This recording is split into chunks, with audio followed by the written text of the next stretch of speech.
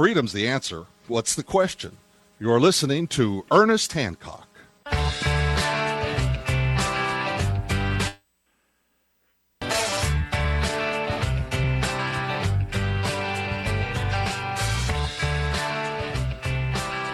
Welcome back to Declare Your Independence with me, Ernest Hancock, and my special guest, Brad Friedman from BradBlog.com. You know, we put a lot of BradBlog.com stuff up on Freedom's Phoenix. You know, we really enjoy your site, Brad, and whenever you got some goodies, man, you keep sending them, we'll put them up. And thank you for that, sir. And one thing that now we can get into the goody good, and we can see where we're both at, man. I vote none, and he votes, something. So what we're going to do is now we're looking at an opportunity that we have the State of the Union. We have the economy is in free fall, and I don't care what they say. It's not going to get better for a long time. It's going to worse is coming. So in my mind, now the thing is that there's opportunities and crises. Man, we got Rahm Emanuel. He's on the ballot. He's off the ballot. He's on the ballot. He's off the ballot. I think he's back on again. They went to the Chicago or Illinois Supreme Court, and the last news I got is that he might be mayor. Well, Obama's bringing his campaign to Chicago, and it's going to be fun. So we're looking at after the Tea Party invasion and Rand and Ron Paul and got all that. They're going. You know what? We don't care what America said there. No, we're charting a new course. We're going to be doing something new. We're going to be taking the reins, even though you got a Republican-controlled Senate and Congress. I'm not sure how. We're going to do it by executive order. We're just Eric Holder's going to do it. Whatever we're going to do it. And I need to know what it is that you're going to do over the next couple of years that's going to be a change leading into the 2012 presidential reelection. What it is that I'm going to do? Well, I mean, the progressive movement, we take over, we rule now. I mean, I don't know. What do you think? Well, no, one of the things that I'm going to do is continue the same fight that I have been doing as far as, for example, you mentioned Rahm Emanuel off and then on and then back on. Now he's on the ballot, but of course in Chicago, on the ballot may be a bit of a misleading phrase because in your Ayn Randian world, private corporations have been allowed to take over our public elections, and therefore no one knows if Rahm Emanuel is actually going to appear on anyone's touchscreen ballot out there in Chicago, because we have abdicated the government's oversight, the people's oversight. Remember, the government is the people, and our oversight of our public elections, which I guess you're in favor of. Now, I know that you're not in favor of it. Yeah, I mean, come on, Brad. How long do you know me, man? Listen, you have been a great advocate for, citizen oversight in elections, and yet, in the next breath, you want everything privatized. So why not continue the privatization that has occurred with our elections? No, I've gone past that.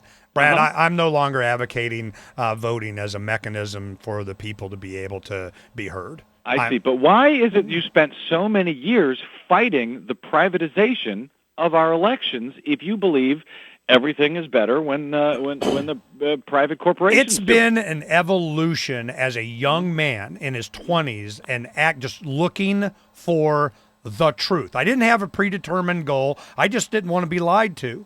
And what I understood is that government does the bad things that it does as the front of large power, be it corporations, be it powerful individuals, be it media moguls, be it bankers, be it other countries, be it whatever it is. It doesn't matter. Right. They use the mechanism of elections to get access to trillions of our dollars. It's no more complicated than that. Everybody tries to make it. It's like, how do we make their money our money? Well, the first thing you got to do is be able to control the election process. Well, I saw that happening, in the late 80s, early 90s, and I detailed it. I filed suit. I argued before the Ninth Circuit on my own. I did it, Brad. So you're against the privatization of our elections. I'm against any process that would use any kind of an electoral process to say that they're speaking for me. I'm against. So you're against the voting. Democracy. You're against democracy entirely. Absolutely. You're in favor. You would prefer anarchy. Absolutely. And that's my choice between what we got now, anarchy and whatever So you're the an hell. anarchist.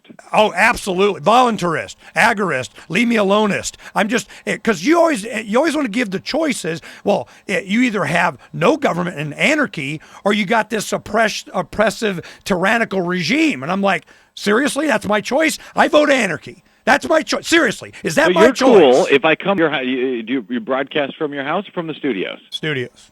Studios. All right. So you're cool if I come over there and cut the wires, correct? Why would I be cool with that? Well, why not? It's anarchy. Why should we bother with the rule of law? Why? What, we're bothering with it now?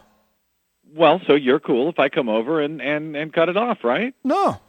And the only thing that's going to stop me is you me and your guns if you happen to notice, right? You know, you think that government stops you? If somebody wants to come over and cut lines, they just do it.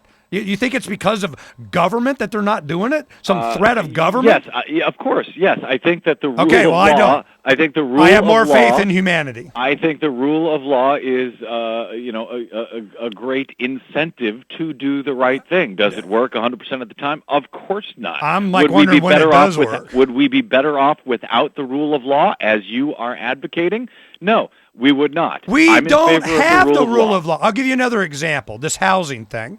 Mm-hmm. The way the rule of law works is that if they're going to foreclose on all of these people that have been victimized by this, mm-hmm. they go in and say, we're going to foreclose. Okay, fine, here's the foreclosure process. Well, we don't have the paperwork, and I know the law is this, and I know it says that, but we're just going to sweep that aside, and we're going to make it up as we go along. That's right. And I'm going, they are breaking the law. So how in the heck do we have a rule of law? We have a rule of law. They're going to change the law, Brad. They're violating the law. They're going to change the law. They're violating the law. They're breaking the law. No, they'll change it. It'll be legal. We need to hold them accountable. It'll be legal. We need to hold them accountable. It'll be legal. Then what? Well, look, I'm sorry that that the private corporations that you advocate for have taken over why do you our think system of government. Where does it come in that I am always advocating for these private corporations? You're assuming that I believe there should even be such a thing as a corporation. Well, why not? They can do whatever they want, can't they? Why should there be... You're an anarchist. You don't care. Yeah, there's no state-sponsored corporations when you're an anarchist. Well, they can do whatever they want. They can declare themselves a corporation, and they can do whatever they want as far as you're concerned. There should be no government intervention. You can only declare yourself a corporation if you got government to back you up. You can declare yourself anything you want in an anarchy, and you can do anything you want in an anarchy, and it sounds exactly, and clearly that is what you are in favor of. Not when you got the unlimited resources of a federal badge and a gun saying that they're backing up your claim. It's always... I think your concerns, while justified in many cases, are vastly, vastly misplaced. And they should be placed where? In government? No, they should not. Well, actually, the government is we the people. So, sure, we should change our government to reflect the Constitution. See, I'm saying that... To get the corporations, these phony citizens who are not, living, breathing human beings, to take away their supposed corporate right to personhood and return the government to we the people. Why is that so difficult for you to understand? So is that Constitution thing include Second Amendment? Of course it does. Okay, so go give me your Second Amendment spiel and the Constitution, how constitutional you are. I have no Second Amendment spiel. The Second Amendment is the Second Amendment. What's the problem with it? Okay, so it applies to 30-round magazines and Glock handguns? 30. Doesn't say anything about 30-round magazines in the Constitution. Okay, so it can only be 10? I mean, come on, give me your spiel, man. I think that's up to we the people to decide, isn't it?